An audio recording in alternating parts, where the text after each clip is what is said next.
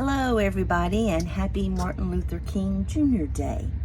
Today we're continuing with our reading planner junk journal, and what we're going to do today in this part 4 video is cover the inside of our planner. We'd already covered the front and the back and the spine. We've done all that, and now we're doing the inside. And you can see that this finally did adhere down. Just had to take a little bit of time to dry that. So let's look at today's quote. I don't know about you, but my favorite emails are the ones that tell me my order has shipped. And that's why I'm a crafty book nerd. So let's get started. The first thing you're going to need to do is, depending on the size of the inside of your book, you're going to measure. Now, we're not going to be covering this part right now. We're only covering this section and this section. And mine measures about 6 by 9. And so I'm probably going to cut this 6 and this just a little shy of 9 for that. So what's good about that is that you can use a 12 by 12 sheet of paper and you can get both the covers. And this is one of the pages out of the Ladies Who Lunch, and I will link that below. Paper, and I really thought this would look really good on the two covers for the inside. And so I'm going to just go ahead and cut that down to a little less than 9. And the words are going all different ways, so I don't think it's going to really matter which way I cut it. So let's just go a little less than 9 here. A little more than 8 3/4, probably about 14 16ths. And then if it's too big, I can always trim some off. So give it a cut there and save your scrap. Then I'm going to turn it and I'm going to cut it to 6. And I may have to trim a little bit of that off too. I'm not sure. We'll just have to see what happens. All right, let's move our cover out of the way. And let's go ahead and put these and see how that's going to look. And remember, we're not worried about covering this part. And I think, y'all, that's going to work pretty good. Maybe just a hair off of the 6, but not very much. Just a tiny little bit, just to show a little bit more of the craft, and it won't be quite so close to the edge. And you don't want to go over that score line there where your book bends, because then your paper will also bend. So let's do just a little hair off of this one, and I think we're going to be good. All right, awesome. Okay, so let's go ahead and give those some ink. Ink those up with Vintage Photo, of course, my favorite. I don't know how many Vintage Photos I've gone through, but it's a lot. Okay, that one. Let's get this one inked up. And I'm probably just going to use some glue to get these to adhere.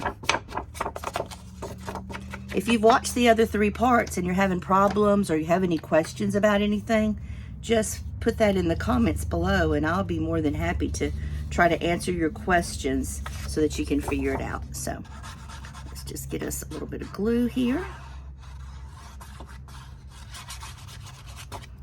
Paying close attention kind of to the edges, because you need that to really stick down.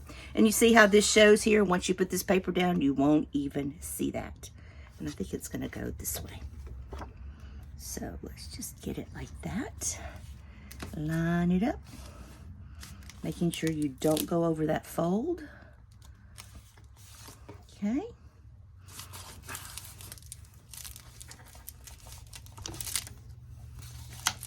Tight. Misplaced my bone folder, but you know what? I'll just use this ruler as a bone folder and get all that done like that. A little excess glue there. All right, let's put the other one on. So it's a warm day here in Louisiana today, probably about close to 70, and I think there's rain coming. And then, of course, there's rain coming, I believe, later in the week, and it's supposed to get in the 80s again. It's crazy weather. Kind of don't mind the cold because it gives me an excuse to stay inside and scrap. All right, so there we go. And it's a little tight, but once you kind of work with it a little bit, it will loosen up. Now, if you wanted to, you could put, I could put this kind of piece down here. You know what? I like that. I think that's what I'm going to do. So we'll have to, it says about, I'm going to try 2.5 by a little less than 9 because I don't want to go over those score marks. So let's start with 2.5 this way. Let's see what that gives us. Okay. That's looking pretty good. I can still fold that, and I can still fold that. Good deal. All right, let's do it. A little less than 9 is what I did the other one. I think I did about 14 sixteenths, which is right there. Ooh, which part did I want? No, I wanted, yeah, that's right. Okay. No, I wanted this part. Confusing myself today. There we go. Now, that a trim? Yeah. This matches up, see, with that. So, all right, let's ink this one.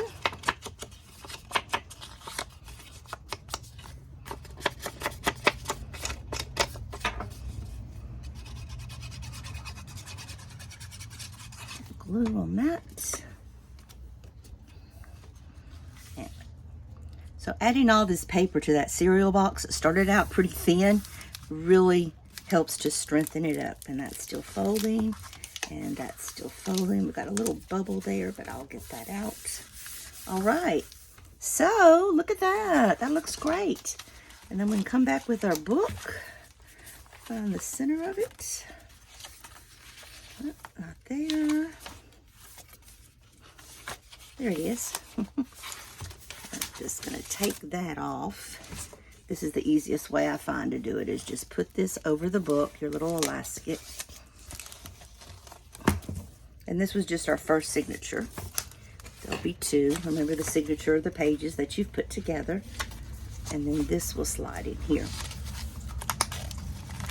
Like so.